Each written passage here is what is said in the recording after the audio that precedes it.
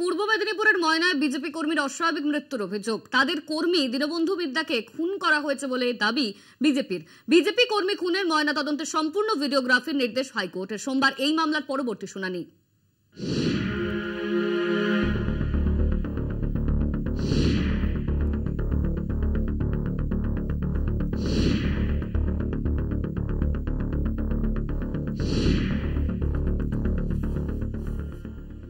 ময়নার বাগচার গোড়ামহল গ্রামে বিজেপি কর্মী বছর 18 দীনবন্ধু মিদ্দার অস্বাভাবিক মৃত্যুর অভিযোগে চাঞ্চল্য। দেহ ঘিরে রেখে রাতভর বিক্ষোভ বিজেপি কর্মী সমর্থকদের।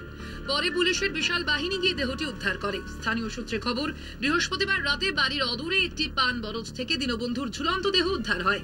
দেহটি যেভাবে ছিল তা দেখে দীনবন্ধুর পরিবারের সদস্যদের অভিযোগ, তাদের ছেলেকে খুন করে ঝুলিয়ে দেওয়া হয়েছে। কারা করেছে? আপনারা কোন দল করেন?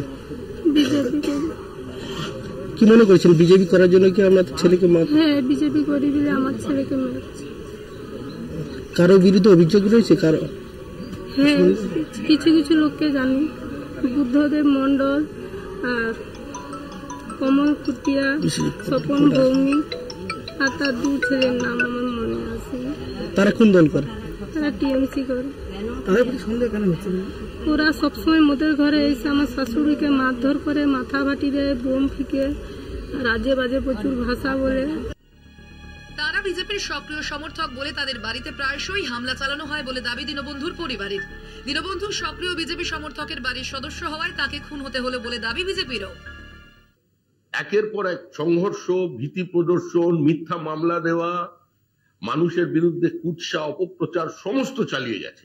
কিন্তু তারপরেও ময়নার মানুষকে তৃণমূল সঙ্গে পায়নি, বিজেপি থেকে বিচ্ছিন্ন করা যায়নি। তাই ভোটের আগে পরিকল্পিতভাবে এলাকায় আতঙ্কের আবহ তৈরি করতে, নির্বাচনে পরাজয় নিশ্চিত জানার পর তারা আজকে এই দীনবন্ধু মিদ্দাকে খুন করলো।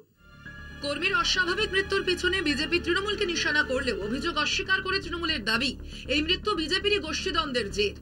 এইসব পরিবারকে ভুল বোঝানো হচ্ছে।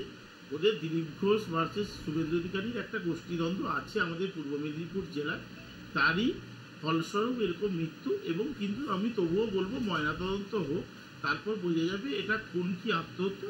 কিন্তু ওদের বাড়ির লোক যখন বলেছে, বাড়ির লোককে বলবো আপনারা শুভেন্দু অধিকারীর দিকে দেখুন, শুভেন্দু অধিকারী এই খুনটা করেছে কিনা।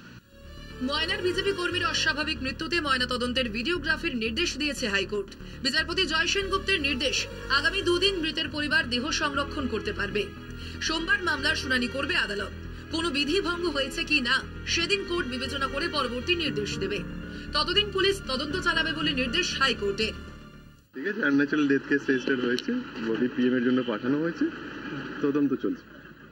কি মনে হচ্ছে, মানে এটা কি হ্যাঙ্গিং যে হয়েছে? না, ওটা পিএম রিপোর্ট না আসা পর্যন্ত আমরা এখন। আগেও রাজনৈতিক খুনের কারণে খবর এসেছিল ময়না। গত বছর মে মাসে এই বিধানসভা কেন্দ্রেরই বিজেপির বুথ কমিটির সভাপতি বিজয় কৃষ্ণ ভূঁইয়াকে খুনের অভিযোগ উঠেছিল তৃণমূল আশ্রিত দুষ্কৃতীদের বিরুদ্ধে। সম্প্রতি সেই খুনের মামলায় এনআইএ-কে দিয়ে তদন্তের নির্দেশ দিয়েছে কলকাতা হাইকোর্ট। সেই তদন্ত শুরু হতে না হতেই ফের বিজেপি কর্মীর খুনের অভিযোগ ময়নায়। ময়না থেকে সৌম্যজিৎ চট্টোপাধ্যায়ের রিপোর্ট, কলকাতা টিভি।